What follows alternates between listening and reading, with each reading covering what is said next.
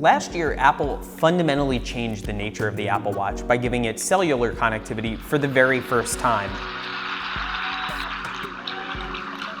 A lot of people, including a few of my HODINKEE colleagues, said that the Series 3 was the first time they felt maybe they needed an Apple Watch. This is the first truly powerful smartwatch that has been introduced by anybody. But enough about this. We're here to talk about this watch. This is the Series 4, which, although it's a little more evolution than revolution, it's still the best Apple Watch yet, and it makes a strong case that maybe you need one too.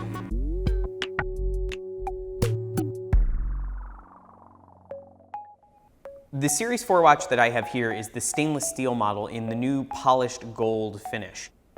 I would describe this as kind of like a soft yellowish gold. It definitely has a bit of warmth and character to it. It also comes paired with this Milanese mesh strap in a matching gold finish, and this strap has always been my favorite Apple Watch strap, so I'm really excited to see it come to this model. The other big news here is just how big this watch is. It's 44 millimeters from top to bottom, which makes it the largest Apple Watch yet. This is a 2 millimeter increase from the previous 42 millimeter model, and the smaller model, which used to be 38 millimeters, is now 40 millimeters. Overall, these watches have bigger footprints than any previous editions. Now, this raises two immediate questions. One, do these watches wear much larger? The short answer is no, not really. I mean, although you have 2 more millimeters top to bottom, these watches are significantly thinner. They're almost a full millimeter thinner, most of which comes out of the sensor array on the bottom, so the watch sits lower to the wrist. Despite the bigger footprint, you actually get something that wears much tighter and closer.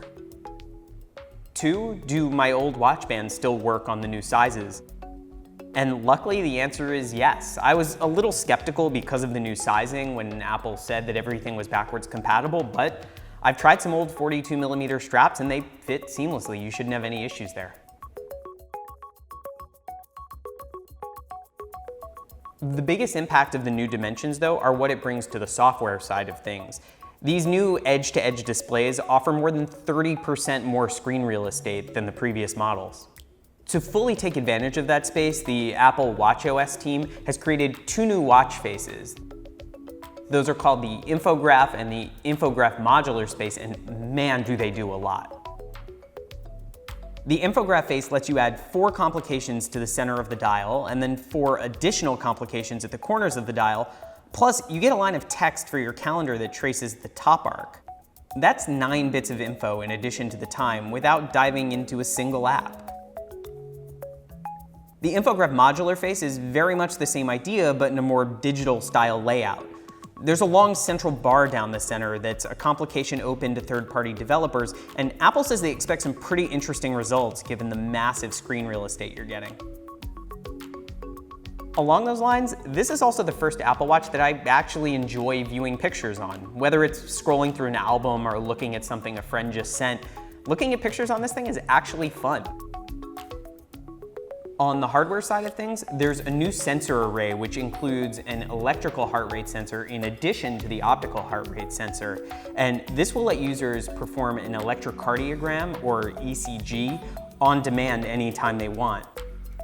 This comes in addition to other health monitoring features like fall detection and low heart rate detection. Apple really wants this to be a device that you can use to take care of yourself. Part of watchOS 5, which will be coming to all Apple Watch models, is the addition of some new fitness features, and that includes tracking new workouts like yoga and hiking, some advanced running features like tracking your cadence, and also being able to compete against your friends to close your 3 rings.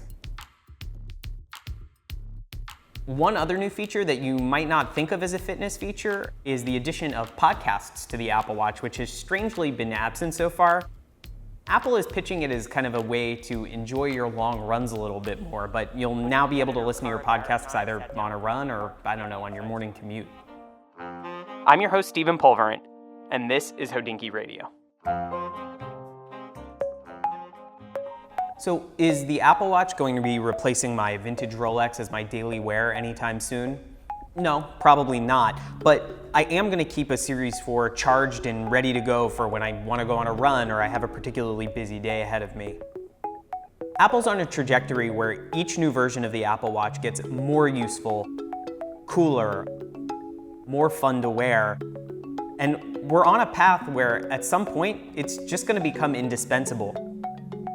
And with the Apple Watch Series 4, Apple's showing us that that future is closer than we thought.